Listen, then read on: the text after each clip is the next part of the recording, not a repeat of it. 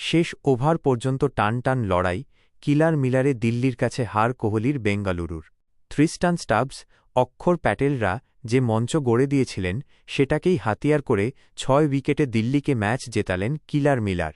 জলে গেল আরসিবির feel সল্টের innings. শেষ পর্যন্ত টানটান লড়াই। ১ ওভারে বাকি ১৫ রান।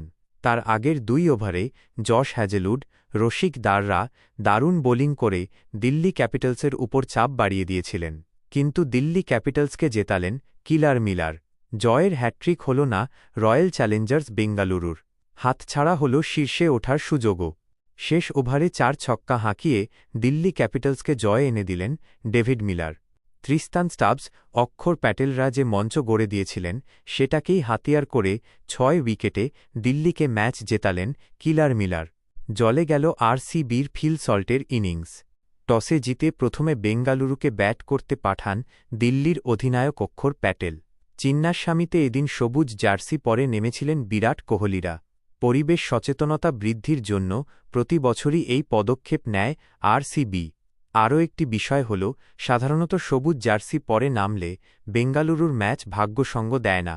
নাহলে যে ম্যাচে অনায়াসে ২০০-এর উপর রান উঠত সেই ম্যাচে প্রথম ইনিংসের রান কি না ১৭৫-এ থেমে যায়।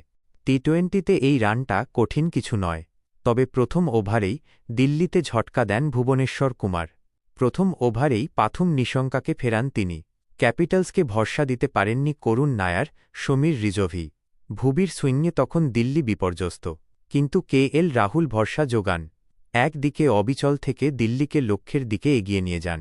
কেএল রাহুল আউট হলে অক্ষর প্যাটেল ও ইনজুরির কারণে মাঠের বাইরে যেতে হয়। শেষের দিকে আচমকাই কিছুটা চাপ তৈরি হয় দিল্লির উপর।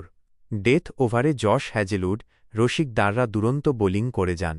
কিন্তু কিলার মিলারে জয় ছিনিয়ে নেয় দিল্লি ক্যাপিটালস।